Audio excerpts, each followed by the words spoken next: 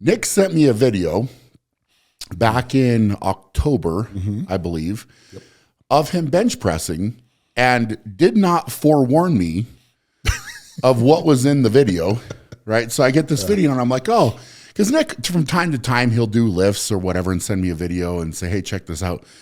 And you would expect Nick Best, who's bench pressed, I don't know how many tens of thousands of times probably at this point. Yeah, 40 years worth. Yeah, you're not expecting anything to really happen other than a lift to happen. Correct. So I'm sitting here watching it, and all of a sudden I've just about dropped my phone because Nick dropped the bar on your chest. Yes. As you were pushing back up. So you came down, you're pushing back up. But the first thing I went to look at is how you were gripping the bar. Correct. Because I'm like, I know I bench pressed with you before, and you're not taking a grip where your thumb is on the same side of the bar as your fingers. I don't false grip it. Yeah. So you're around the bar, and I saw that, and somehow you managed to still drop the bar on your chest. Yeah. Which I asked you after the fact, and you don't even know how that happened. No idea how that happened. And how much weight was it? 425. So 425 pounds dropping on your chest. Yes. And the sound that you made was it in the video, I almost needed to turn the volume down because it's like you get hit and I'm feeling it from what would that feel like? And then the sound that you make completely reinforced exactly what I was thinking that it would feel like. Yeah. Yeah. So 425 on the chest. Kind of takes your breath away. Yeah. Yeah. You kind of moaned and wheezed, I guess, maybe a little bit. Yeah. Everything in my diaphragm kind of spasmed after that. I would imagine. And locked up. So I couldn't really exhale too well and I couldn't really inhale too well. So what were you thinking at that moment? Ouch. It's probably very accurate. Ouch. That wasn't good. Yeah. How the heck did that happen? But were the things kind of going through my mouth, my brain, because I have no idea. My thumbs were around the bar. I still can't explain why it came out other than maybe divine intervention. Yeah. Because what it led to. And this is what we need to now get into. And okay. In hindsight, I think it all makes sense, but I think as we unpack this a little bit and share more, it will make more sense. And it makes more sense to me, and you and I have talked about it, but I think it will be inspiring for a lot of people to hear what you're about to say. So you're hurt bad enough that you need to go in. Yeah, because Callie kind of takes a look at me. My wife's an ER nurse, and so nothing really phases her unless it's fairly serious. And she's kind of looking at me, and she's watching me breathe, and she's seeing the spasm. She's like, we better go get that looked at. Let's get you to the ER.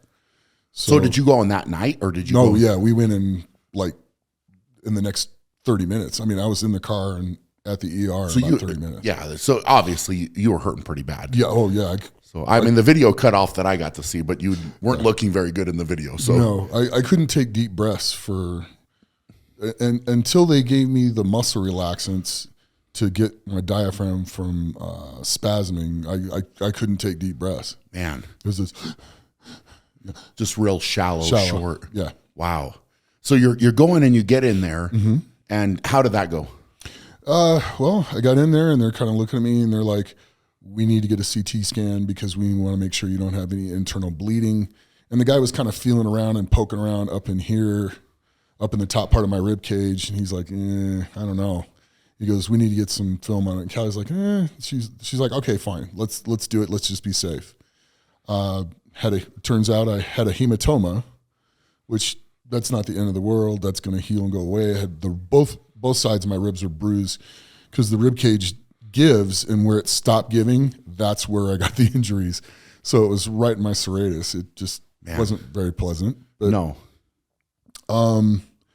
Got through that, and then he goes, and let me bring this other doctor in.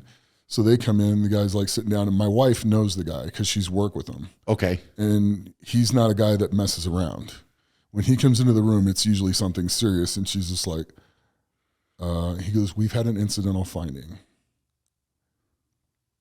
And that's when they found the tumor in my kidney. Yeah.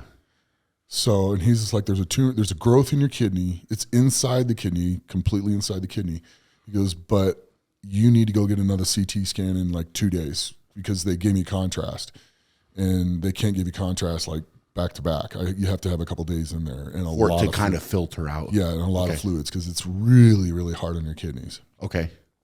So 2 days later, I went to Steinberg Diagnostics and got another CT scan, and in which time we had gotten contact with Dr. Wilson, who's the urologist who's handling this for me, and got the film, got an appointment scheduled with him, and then a couple weeks later got to go see him, and he sent me for another CT scan. He goes, look, we have a mass there.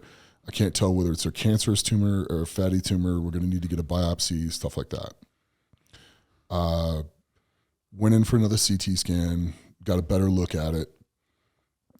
Then he sent me for a biopsy, but they couldn't get me comfortable because they're laying on your belly. They're going to go through your back, which because it was where it was sitting at in my kidney, they were going to have to go through my lung and into the kidney. Man.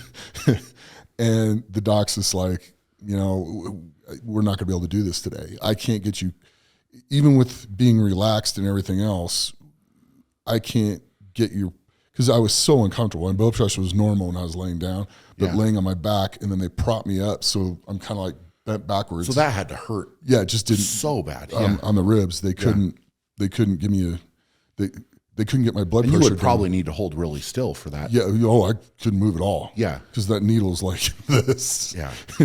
Yeah. It's, Messing around with lungs and I think it was a 20 gauge needle that they were going to stick through that far. So man alive. Yeah. So they couldn't do it that day. So what they're basically then going off the scans then they did a biopsy after. They're going off the CT scans, but the doc's concern is it could be a fatty tumor, in which case if it was, they could go in, cauterize the blood vessels in the kidney that are supplying the fatty tumor, and it'll go away. So he can't tell the difference. I'm like, Doc, would an MRI be able to be enough of a view in a 3D view to give you a better idea whether it's fat or something else? He goes, yeah, the MRI will work. So we went in again. I got an MRI, and this is all within like a month, mind you. Yeah, I feel like it was constant, back to back to back. While I was training to go to OSG. Yeah, that's right. That's right.